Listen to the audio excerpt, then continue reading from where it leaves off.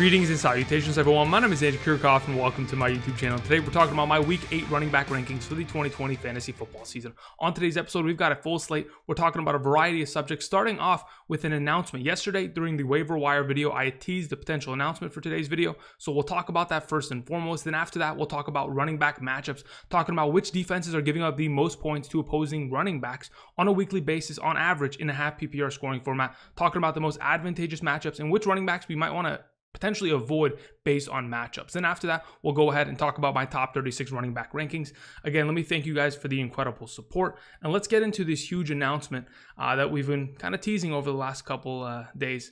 Here we go. Today's video is sponsored by Discord, and I'm extremely excited to announce, thanks to your guys' continued support over the last couple seasons, we've not only been able to grow the channel to what it is today, but help grow the community. So I cannot thank you guys enough. Now, with the help of Discord, they're not only going to be able to help us take our community to the next level, but they're going to give us a platform to be able to have a community hub, all things related to fantasy football for the rest of the 2020 season and going into the future for this channel. The Discord community server that we are going to be launching today is going to be the one-stop shop for all things related to fantasy football to be able to help you win a championship this upcoming season and going forward. Now, for those of you who are like me and use Discord every single day already, this is going to be a pretty easy transition. You'll go down to the description of the video and click on the link. You'll join our Discord community server. And again, this is going to be a community hub for all things related fantasy football. It'll have the forum to be able to ask other people's questions on your redraft league. Who should you start or sit? Maybe trade questions, whether it's a dynasty league, DFS, all things related to the fantasy football department. On top of that, even this off season, using Discord, I was able to use their exceptional voice, video, and text communication services to have ourselves a 12-team Superflex draft with my home league. That's where we had everything pretty much established on Discord. We drafted on Discord. We talked to each other, of course, a little bit of smack talk here and there.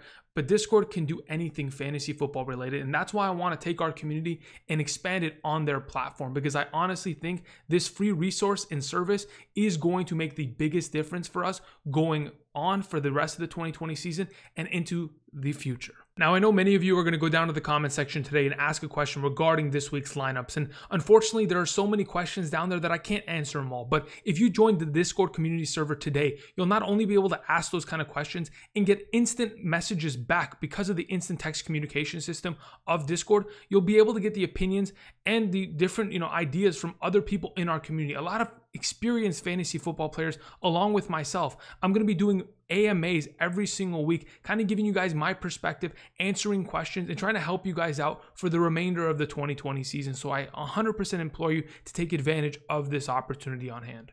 Now, for those of you who aren't familiar with Discord and have never used it before, don't shy away from this incredible opportunity on hand.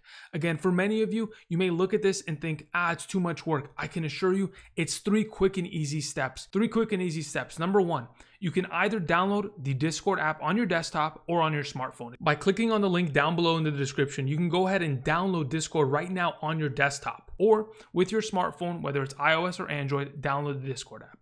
After you've downloaded said app, whether it's on the desktop or on your smartphone, go ahead and sign up for free and use their service. Email, password, you're good to go.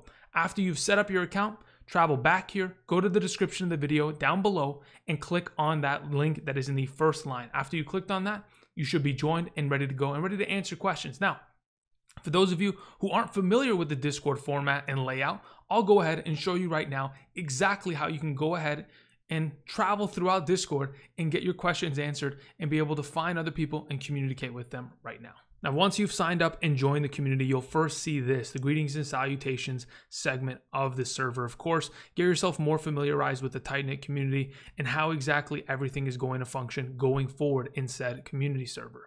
Now, of course, I want you guys to also travel to the rules section, get yourself familiarized with this, and make sure you understand exactly what is expected of every single one of you as a participant and viewer and supporter of the channel. Now, let's say, for example, I want to go ahead and I get one of my questions answered. Let's go ahead to the left-hand bar and let's kind of get an idea. Announcements, that'll be from me. Videos, that'll be from me. But text channels, voice channels, if you want to chat with someone, you can get into one of these voice channels and talk to them. Whether it's video or voice, you can go ahead and communicate with anybody within the server. On top of it, let's say, for example, I want to communicate with someone. I want to ask somebody about maybe a lineup question. Let's go ahead. Let's post the lineup right there. Boom. Pasted it in. Should I change anything, question mark. You got yourself a question, answered, boom. This is how we'll do it, whether it's general for regular redraft leagues, whether it's dynasty, whether it's daily fantasy. I mean, look, I've gone ahead and I posted a roster from earlier today. This is one of my home leagues. That's the roster. Someone will answer that question. I can assure you, whether it's myself or someone else in the community, that is a guarantee. So hopefully you kind of understand. It's a pretty basic layout and it's very user-friendly. So hopefully you'll be able to find yourself here and find yourself taking advantage of this incredible resource on hand. Now, for those of you who have any other questions regarding Discord, please go down to the comment section, ask me anything in terms of questions, comments, concern regarding this. Outside of that, hopefully that makes sense. I cannot thank you guys enough for the incredible support to help us grow this community and the future growth that we're going to see for the rest of the 2020 season. Again, make sure you go down to the description of the video, click the link, and join the Discord community server. Take advantage of this incredible resource that is going to be helping many of us in the community for the entirety of the 2020 season. Again, thank you, and let's get back to the video. All right, now that we're back to the video, again, I want to thank you guys for your incredible support. It's been absolutely fantastic. If you have not yet already, subscribe to the channel, join the community, join the Discord, get all of that done, and get more involved with fantasy football for the entirety of the 2020 season going forward. Again, thank you very much. Make sure you click the like button down below, comment down below. And outside of that, let's get into our Week 8 running back matchups. Which defenses are giving up the most points to opposing running backs thus far this season on average? It is by and far and away the Green Bay Packers because, again, don't forget the Houston Texans, Washington Football Team, Arizona Cardinals, and Jacksonville Jaguars will all be on bye week this week. So a lot of the better matchups, like the Houston Texans and Jacksonville Jaguars, will not be able to take advantage of this upcoming week. But the Green Bay Packers giving up a lot of points.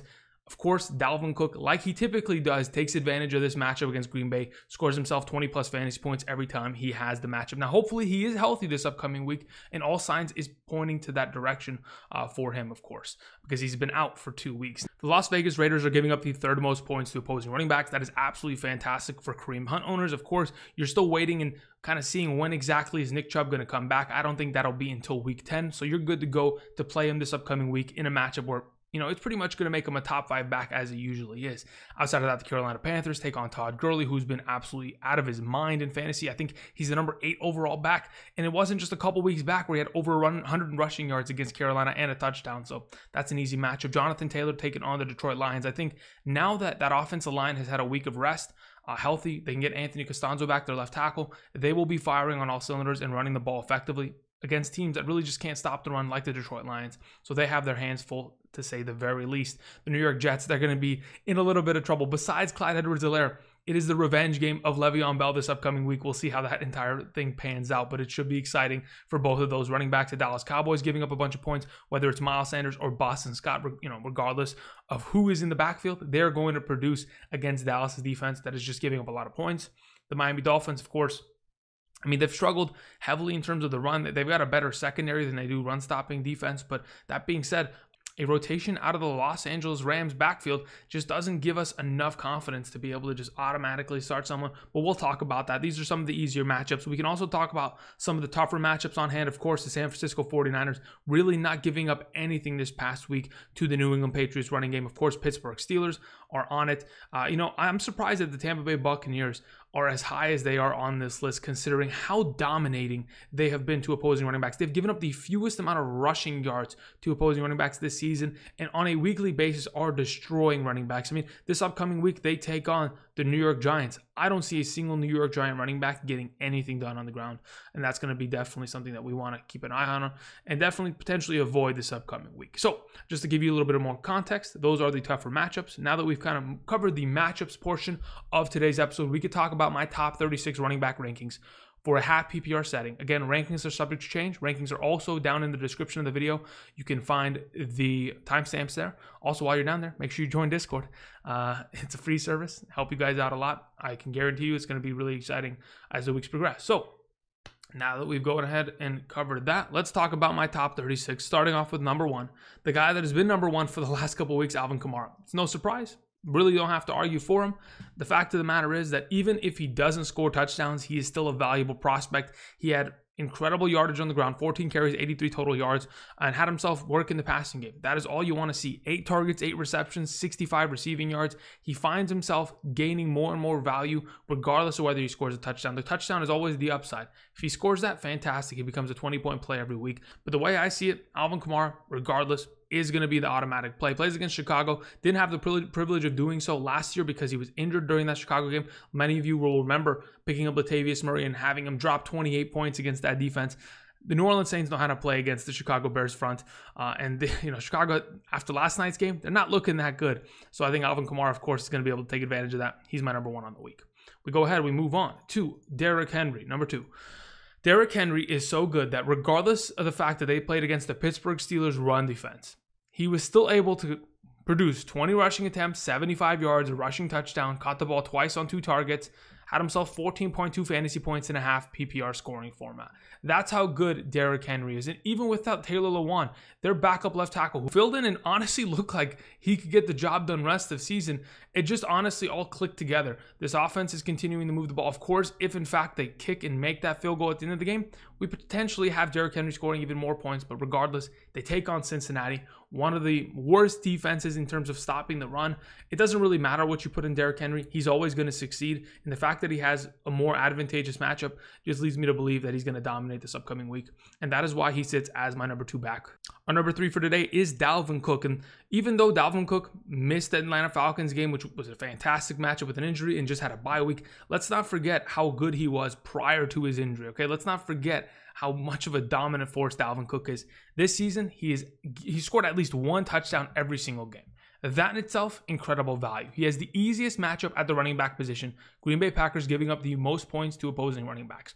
Already, in the last 2 contests Dalvin Cook has faced against the Green Bay Packers, he's averaging 20 plus fantasy points against them. This in itself, an automatic play without a doubt. It's a fantastic matchup. He is the starting running back of the Minnesota Vikings offense, which in itself has incredible value. He's getting the goal line touches. Can you ask for anything more? Maybe a couple catches out of the backfield extra, but outside of that, Dalvin Cook's an automatic play and should be great this upcoming week.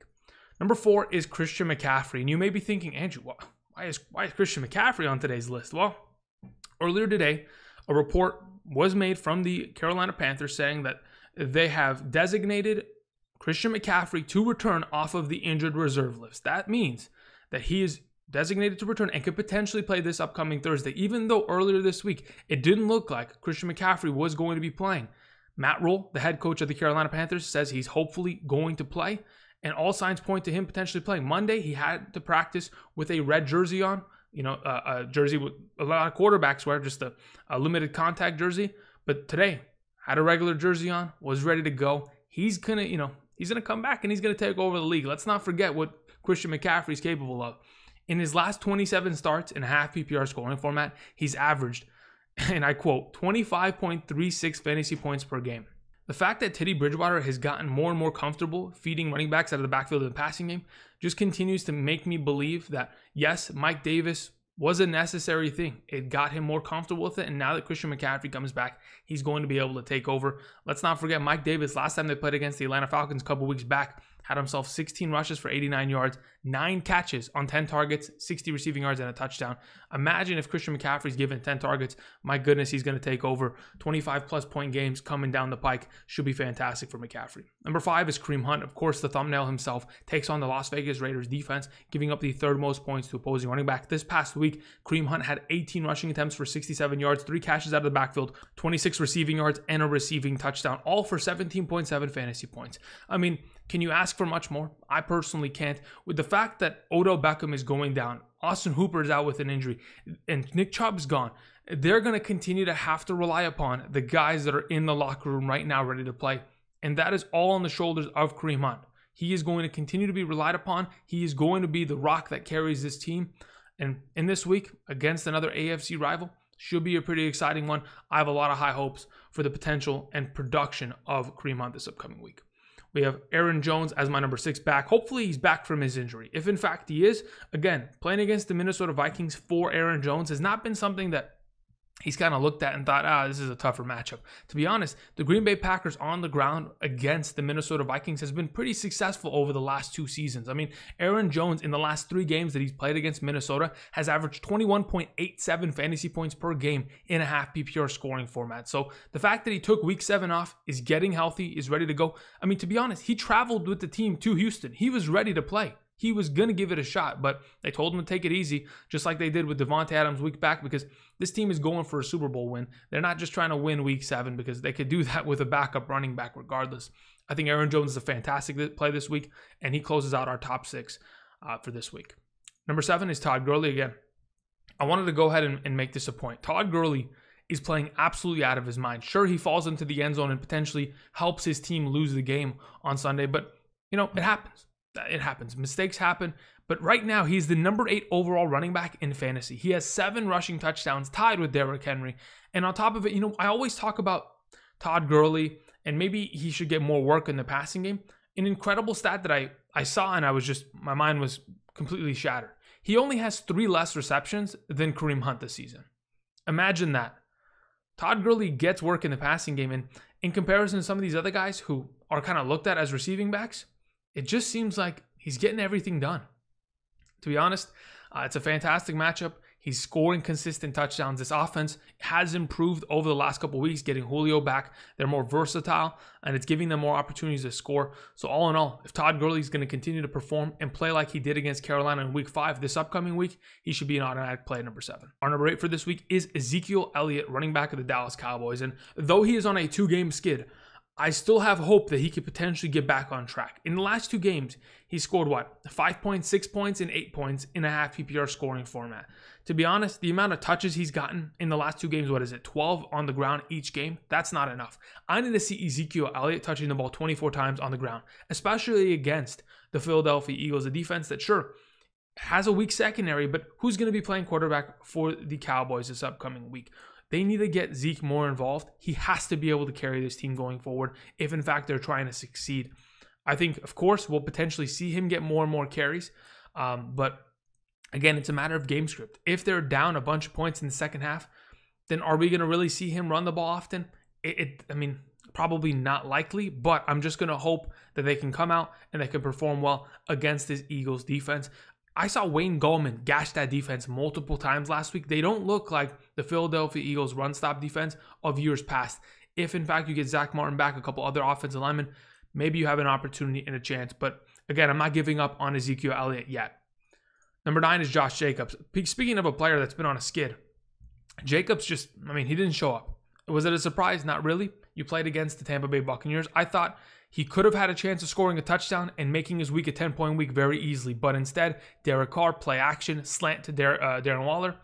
And, the rest is history. We get 4.6 points out of Josh Jacobs, unfortunately. But here's the thing. Josh Jacobs in his career scores in bunches. Now, what exactly does that mean, Andrew? When he scores touchdowns, he scores multiples. This season already, he put up a game of 3 touchdowns and 2 touchdowns. Last year in his rookie season, he had 3 games of 2 touchdowns apiece and 1 game of just a singular touchdown. When he scores touchdowns, it's in bunches. I think this week, another week where he can get back on track against the defense that, in my opinion, isn't great in terms of stopping the run or defensively. The Cleveland Browns, they've been giving up 30-plus points to opposing offenses this season on average. So I think there's a very good opportunity that this Oakland Raiders offense gets back on track and, of course, feeds their rock and their best player on that offense, Josh Jacobs.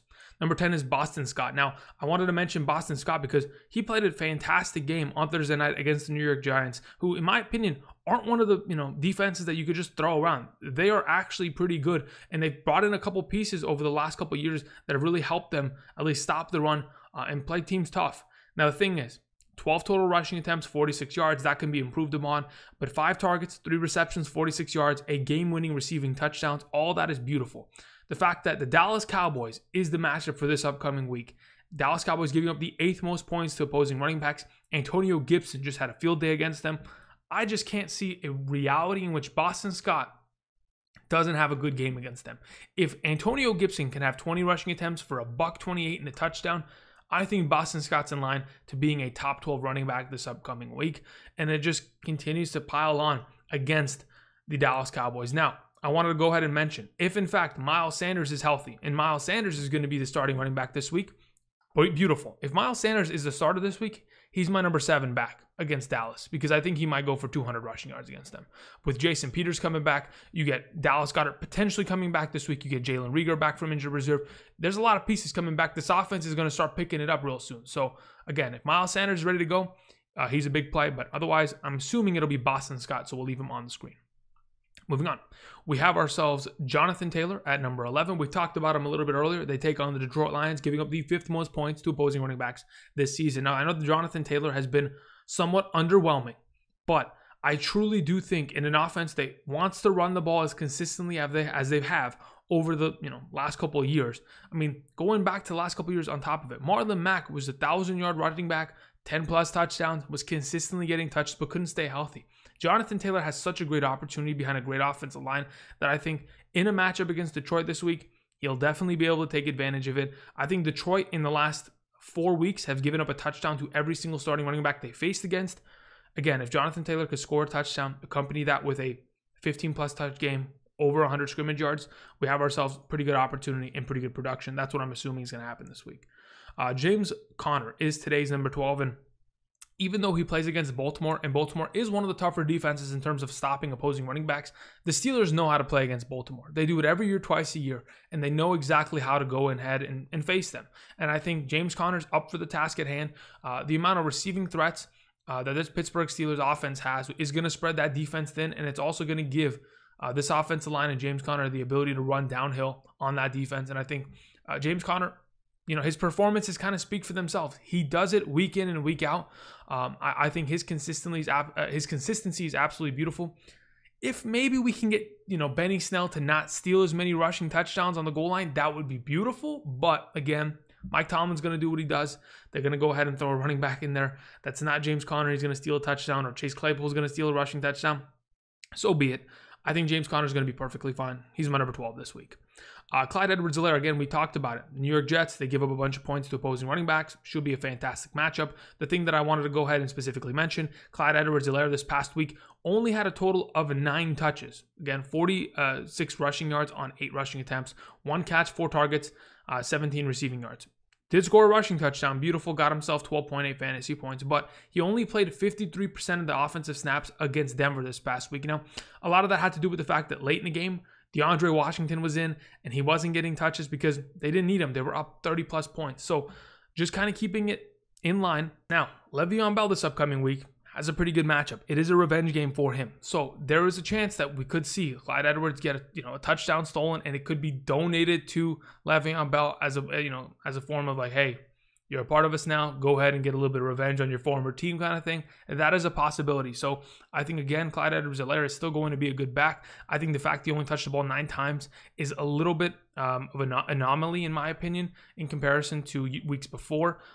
If it's a competitive game, then sure. But, I mean, we could see him only touch the ball 9 times again this week because they might blow them out. That's why he's a little bit lower ranked than he typically is. But I do think he will score a touchdown because, again, this offense is just going to be burning up the Jets defense. Number 14 is Giovani Bernard. And if in fact Joe Mixon plays, so be it. Let Joe Mixon have the starting job. It'll be fine. He can have the number 14 spot while he's at it. But I don't expect him to play. If he does, as the week progresses, perfectly fine. We throw him in as a starter this week. But Giovani Bernard, if in fact he's the starter, has got a lot of opportunity in line. Again, this past week had 18 total touches, 13 on the ground, 5 through the air on 5 targets, 59 receiving yards, and a receiving touchdown. Got himself more and more involved as the game progressed. Caught a touchdown that could have been the game winner. But unfortunately, their defense fell apart. Regardless, plays against the Tennessee Titans. I think that defense has shown a lot of weaknesses. And regardless of what they're facing against, whether it's Ben Roethlisberger and the Pittsburgh Steelers or Joe Burrow and the Cincinnati Bengals, they have weaknesses that are going to be exploited. I think Giovani Bernard does a great job of getting more and more involved in the passing game. And that in itself gets some more opportunities down on the goal line if this offense is starting to at least make plays, not getting caught up on third downs.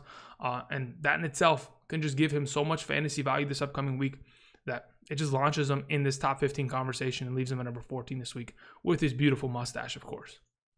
15 is Ronald Jones. Now, Ronald Jones is a little bit lower than he was in the weeks past. This past week, only had 13 rushing attempts, 34 rushing yards, 1 rushing touchdown. Had himself 10.10 points in fantasy. But the issue that I saw first and foremost is the fact that he only played 43% of offensive snaps. Now, of course, Leonard Fournette is back. Leonard Fournette is healthy. And the way it kind of looks, It seems like it's going to be a little bit of a split share between the two of them. That kind of scares me. It does hurt the value of Ronald Jones, especially if he's not cashing in on touchdowns. But again, they play against the New York Giants. Should be an easy matchup. He should be able to score, have himself relevant value, and be a great play. So he still sits at 15, but again, Fournette is going to be siphoning value as the weeks progress. 16 is Carlos Hyde / Chris Carson. Now, let me go ahead and preface this. Whether it is Carlos Hyde or Chris Carson playing this upcoming week as the starting running back of the Seattle Seahawks, I trust both of them. Doesn't matter. I think both these running backs are capable backs that are going to be able to step in and produce. Now, the fact that they play against the San Francisco 49ers, the defense that gives up the fewest points to opposing running backs, that's definitely something to keep your eye out on. But I think Seattle over the last couple of years, regardless of the matchup, has still been able to cash in fantasy-wise at the running back position playing against the 49ers. So again, I'm not too worried about it. Again, whether it is Chris Carson, who, to be honest, had himself a pretty good week this past week against the Arizona Cardinals defense, 15 rushing attempts, 68 rushing yards, 1 rushing touchdown, 4 targets, 3 receptions, 8 receiving yards, 15.1 fantasy points in a half PPR scoring format. That in itself, fantastic. But again, if it is Chris Carson, we throw him on the screen right now, he still sits at number 16. He is week to week with his injury. So if in fact he's going to miss, not going to be a surprise. But I trust either of them this week. But I do expect it to be Carlos Hyde. So we'll leave Carlos Hyde there for now. Melvin Gordon is my number 17. He has a revenge game against the Los Angeles Chargers. The fact that Phillip Lindsay had a concussion this past week against the Kansas City Chiefs, very unfortunate happening because Phillip Lindsay started last week against the Kansas City Chiefs. I don't know if that was a matter of punishing Melvin Gordon for his off-the-field issues, or maybe they just trust Phillip Lindsay more as a starting running back. I mean, he had a lot of juice against that defense against Kansas City this past week and the week prior against the New England Patriots. So to be honest, maybe they want to go ahead and transition back to Phillip Lindsay, but if Phillip Lindsay is going to be in the concussion protocol, he might miss this week. I think Melvin Gordon's going to have a lot of opportunity against his former team to have a little bit of a revenge game, similar to like Le'Veon Bell we talked about. But either way, I like these revenge games. Should be exciting. I think Melvin Gordon, who's been playing great all season long for the Denver Broncos in an offense that just hasn't been able to find their footing, should be a great play. Myles Gaskin's my number 18, and even though they are switching quarterbacks from Ryan Fitzpatrick to Tua, I still think that Tua is going to be able to pass the ball out of the backfield to Myles Gaskin. Now, Myles Gaskin finds a lot of his value and relevant value in catching the ball 4, 5, 6 times in a single game and getting all those relevant yards. But just looking at his rushing attempts over the last 4 weeks, of course, they had a bye week this past week as they recalibrated and got healthy.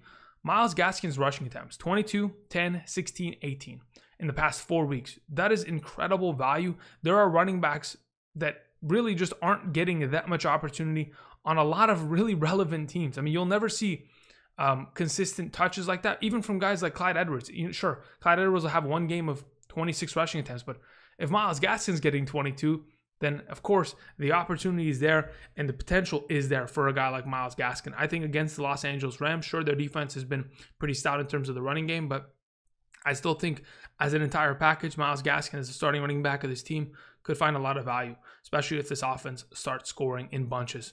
If Tua is the next coming, like Justin Herbert is, could be exciting. We move on to Darrell Henderson. The matchup of the Dolphins versus the Rams should be an exciting one, but here's the problem that I find with Darrell Henderson. Sure, the Miami Dolphins, I think that they're giving up like the 7th most points to opposing running backs thus far this season. This is a beautiful matchup. This is something that typically you'd look at and be like, I want to automatically play Darrell Henderson because he is the starting running back. He's getting the most touches out of the backfield, 15 rushing attempts this past week, 14 the week prior against San Francisco, and was gashing that defense for 6 yards per carry. All of it's great, but if there's going to be a rotation, if Malcolm Brown's going to come in and touch the ball 10 times on the ground and run for 57 yards and a touchdown and siphon away potentially 11 plus points out of the back pocket of Darrell Henderson, then I can't trust him as much. Because that rotation at the running back position is just going to hurt. And to be honest, what we saw from the Rams yesterday, the fact that Cooper Kupp and Robert Woods were no-goes and no-shows, Tyler Higbee was hurt, and Gerald Everett, Malcolm Brown, and Josh Reynolds, those 3 guys, 3 backups at each of their positions, score touchdowns instead of the starters. That just goes to show you what kind of offense you're dealing with. And that just makes me a little bit more afraid of starting Darrell Henderson in the coming weeks. So we leave him at 19, but he still has a lot of value. The next running back I wanted to mention is Damien Harris. So here's the thing. Damien Harris, this New England offense, maybe they're not the greatest right now. Sure, Damien Harris, 10 rushing attempts, 58 yards, 5.8 yards per carry. Looked great. Had a catch out of the backfield, 12 yards. Okay, maybe we have something cooking. He's playing 48% of the offensive snaps at the running back position. Could we find Damien Harris in more of an advantageous position this upcoming week, considering the fact that Buffalo cannot stop the run? They were giving up 4 yards per carry against the Jets last week. The week prior against Kansas City, Clyde Edwards had a field day, the best game of his career, in fact, against that defense. So I'm not saying that Damien Harris is going to, take over the world and run for over 100 yards and completely destroy this defense, but he's got a lot of opportunity, and I think they've got to be able to run the ball consistently in New England in order to help Cam Newton open up his passing game so that defenders aren't pinning back their ears and getting after him every down. So I think they'll get back to running the ball with Damien Harris. Could find himself a lot of value this upcoming week as my number 20 running back. So moving on, we have ourselves DeAndre Swift at 21. Now, I mentioned this last week, guys. I was afraid that Matt Patricia, Darrell Bevell, the offensive coordinator of the Lions, were going to go back to running the ball with Adrian Peterson, and they're not going to really give DeAndre Swift more touches this week. And in fact, that's what happened. DeAndre Swift only had 9 rushing attempts for 27 yards. 3 yards per carry, not great, but had a rushing touchdown. Beautiful, saved his week. The fact that he catches the ball 4 times out of the backfield for his 5 total targets, that in itself kind of separates him from other running backs throughout this list. That is why he sits at number 21 this upcoming week, because that kind of value, that kind of upside is going to always be in his direction. But him only playing 45% of the offensive snaps is going to hurt him in the long run. Hopefully he'll get more and more touches as the weeks progress. But again, we never know. Adrian Peterson is still thriving. Kerryon Johnson still getting touches out of the backfield. And DeAndre Swift is still going to have to kind of rotate and beat these guys out every single week in order to earn this job. 22 is JaMycal Hasty. Now, again, I've mentioned it before.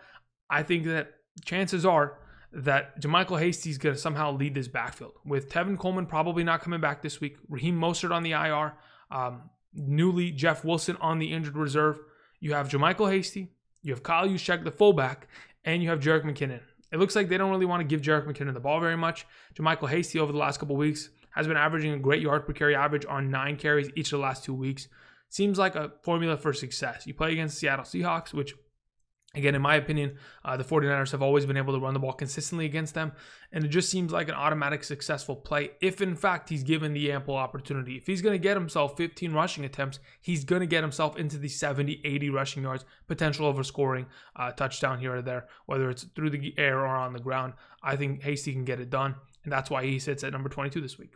23 is Le'Veon Bell. I think the revenge game is real. As much as everyone wants to say, you know what, I'm worried about playing him, he might just end up, running the ball 8 times for 22 yards and going home. To be honest, they're going to get him in the end zone. This is going to be such an easy matchup. He might get in the end zone twice. You never know. I think he's probably going into team meetings and saying, guys, I need the rock. I need to, exact my revenge on Adam Gase. He took away 2 seasons of my career almost.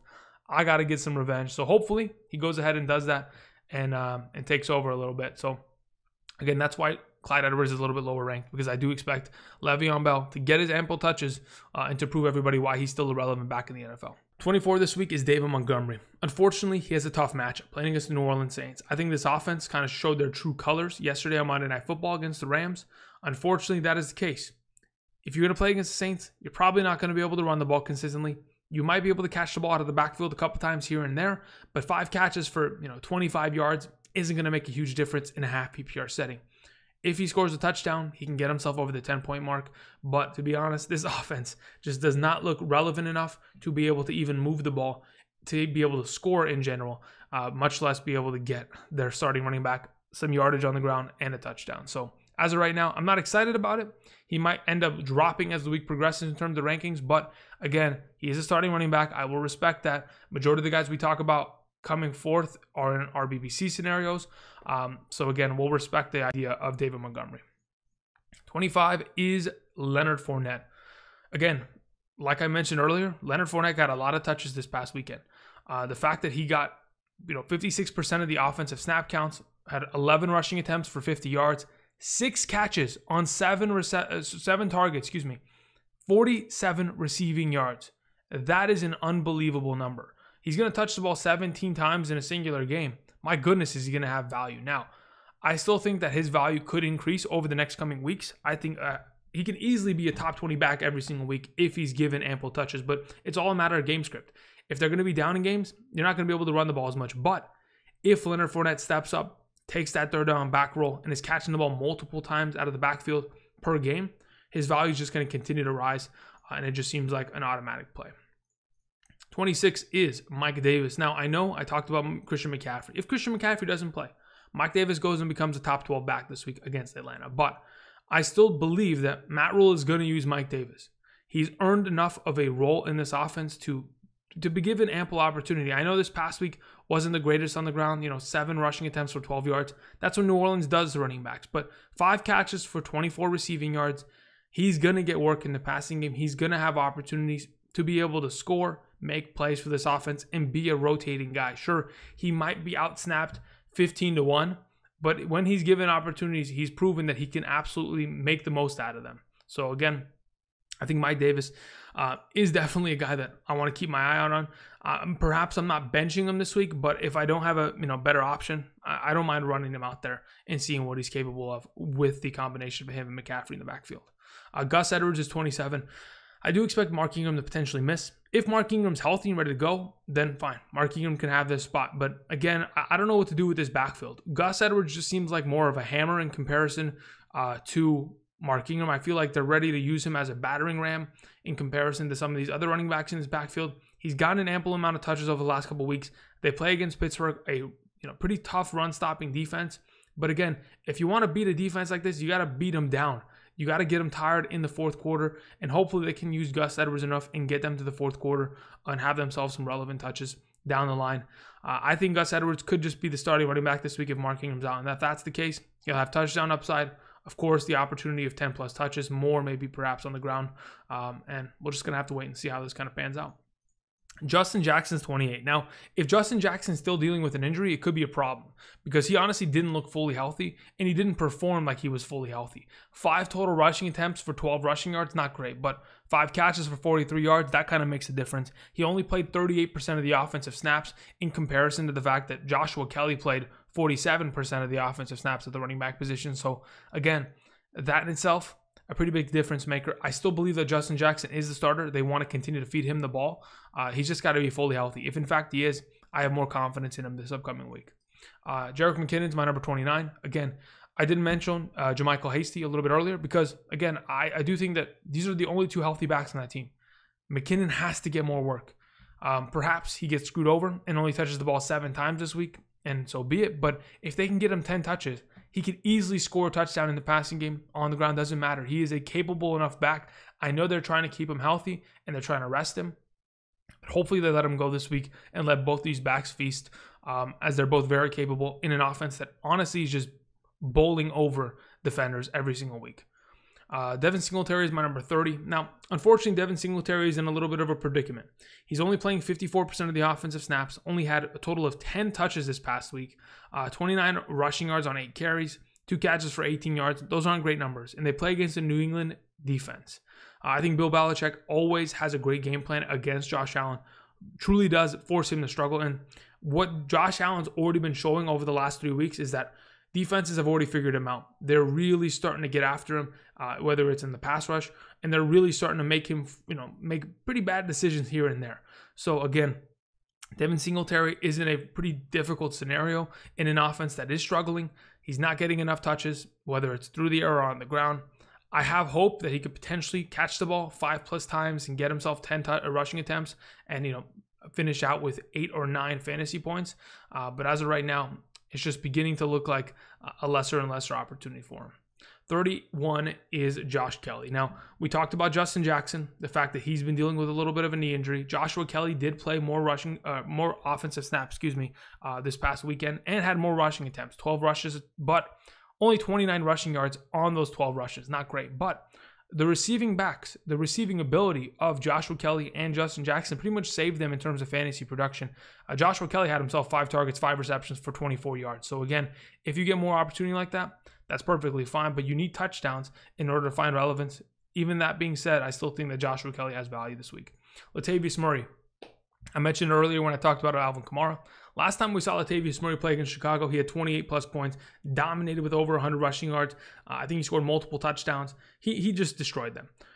Is he going to have that opportunity? Potentially. I mean, he's running the ball 10 plus times every single week. So if he falls into the end zone, then great. Otherwise, he's kind of this guy that is going to score himself 6 fantasy points to 12 fantasy points. 6 if he has the regular day, 12 if he scores that touchdown. That's where we're sitting at.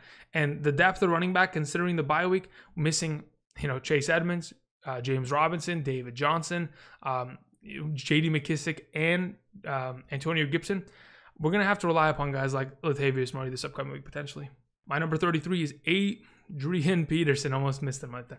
Adrian Peterson, again, is still getting touches out of this backfield. That being said, 11 rushing attempts, had more than DeAndre Swift this past weekend for 29 yards. Isn't the greatest work. But again, the fact that he's playing 31% of the offensive snaps is a little bit of a concern for me. That being said, they play against the Indianapolis Colts. It is a tougher run-stopping defense. The fact that he gets, more and more touches here and there, they could get down to the goal line and feed him the ball, and he could score a touchdown. That's my only fear. And to be honest, that's where he gains value. He could easily come down and score a touchdown, break off a big run. You never know. He's still got energy. He's still got a lot of gas left in the tank, despite playing for forever. I mean, being a million years old at this point. Not as old as Frank Gore, but you know what I mean. Either way, Adrian Peterson still has relevant value this week. Malcolm Brown. Again, if you're going to touch the ball 10 times and play as well as you did the other night against Miami's defense, then of course you're going to get, more and more utilization in this rotation. It seems like Cam Akers is no longer in the rotation. That being said, I think Malcolm Brown is a little bit of a fringe play. Maybe we want to go ahead and take the risk on him, but typically you want to get guys that can get work in the passing game and find a little bit of value there. We've seen Malcolm Brown be the third down back and a guy that can pass block and catch the ball out of the backfield for this team. But honestly, I think as long as they're in a pretty advantageous matchup, both these running backs could be valuable and relevant. Zack Moss is my number 35. I think because of Singletary's struggles, Zack Moss will get more and more opportunities. This past week, played more offensive snaps. He played a little bit less offensive snaps, 47% in comparison to Devin Singletary's 54%. But he had just as many touches, 7 on the ground for 47 yards, a pretty good yard per carry average. And he had 3 receptions on 3 targets for 25 receiving yards. So again, Zack Moss, slowly but surely, is eventually going to win this job as the season progresses and he gets more healthy, of course, dealing with that toe injury earlier this offseason and into the regular season. The last option for today, and my number 36, is James White. I know James White struggled heavily the other day, didn't get any opportunity. That offense looked horrible. They have to get James White more utilized. If you're going to use Rex Burkhead at the capacity of which James White should be used, then of course you're not going to find value out of him, and you might as well just trade him. But to be honest, I'm hoping the New England Patriots are going to use more of James White. He is a huge part of this offense, and he's been a staple of this offense for the last couple of years. So hopefully we'll see more utilization out of him. The fact that he can catch the ball 7 times in a singular game for upwards of 40 yards just gives him so much innate value that hopefully we'll end up seeing him get some points here against Buffalo, which last year he had a couple good games against. I'm just going to hope that they take advantage of the fact that they just really can't stop opposing running backs this season. That pretty much covers everything. I want to thank you guys for the incredible support. Again, if you have not yet already, go down to the description of the video, click the Discord link, join the community. I'll be there later tonight answering questions, getting everything settled, so we should be good to go. Outside of that, make sure you leave a like down below, subscribe to the channel if you have not already. Tomorrow, Wide Receiver Wednesday. Again, these rankings are subject to change, so we'll see how this goes as the week progresses. But again, thank you everybody for watching, and until next time, I'll see you guys. Peace.